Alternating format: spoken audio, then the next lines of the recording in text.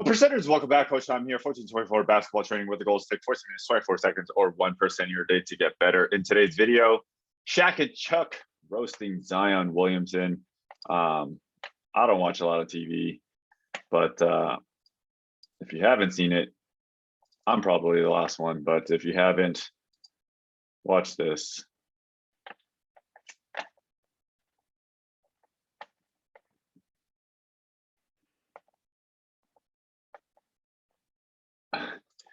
Looks like Chuck said, looks like me and Shaq had a baby.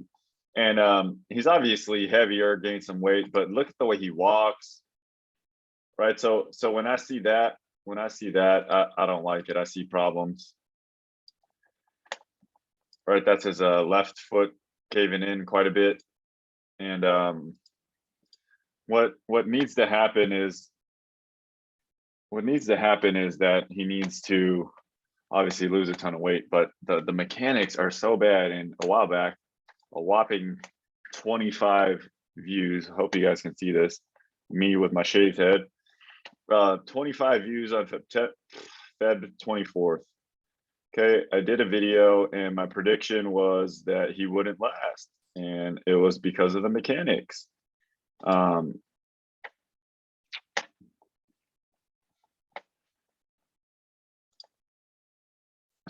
should have queued it up. My bad, guys.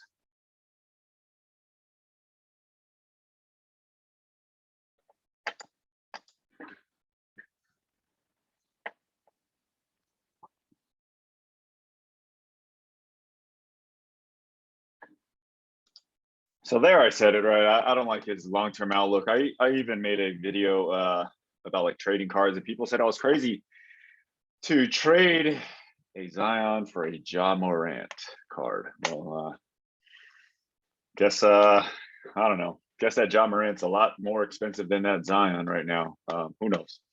But he's gonna break down because even after a year, 2 years in the league, they haven't fixed his mechanics of the way he moves and stuff like that. They're not either stressing his eating enough, his mechanics enough, or the people are just teaching him the wrong stuff.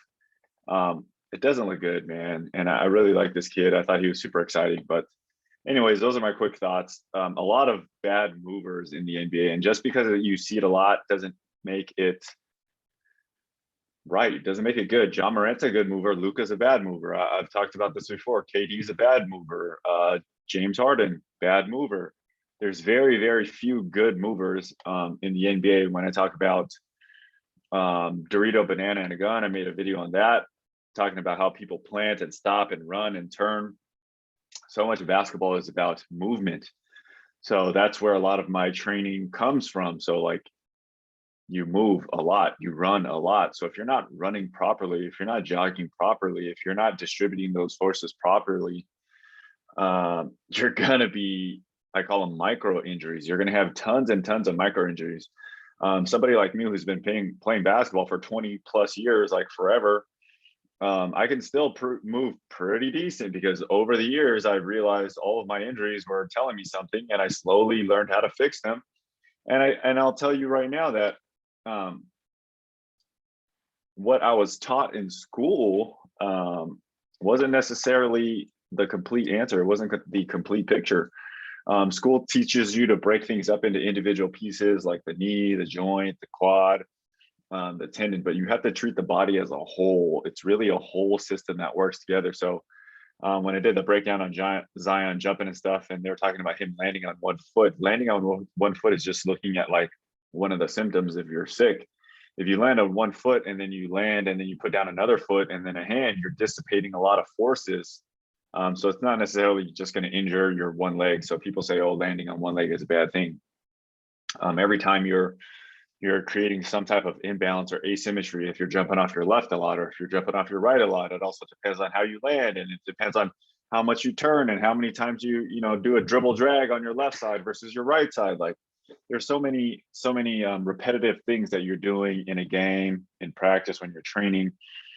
Players develop imbalances, and over time, they just get magnified because you're doing thousands and thousands upon reps. It's hard because when you're an athlete, when you get paid lots and lots of money, even when you're a high school athlete, it's very hard because the stakes are so high. Recovery is kind of ignored. Um, Go to sleep, get the next day, go to practice, go to training, go to all these things they build up, especially when you're a pro athlete. They try to rush you back so much, and there's so much pressure on you to perform that players, they never really get a chance to actually figure it out. And there's just so much on the line. So I wish the best for Zion and all you basketball players out there. Please try to take care of your mobility. It's your freedom. I always talk about freedom, your freedom of thought, your freedom to move. It's all about freedom. So make sure you guys are taking care of yourselves. And until next time, take 14 minutes, 24 seconds, or 1% of your day to get better. Peace.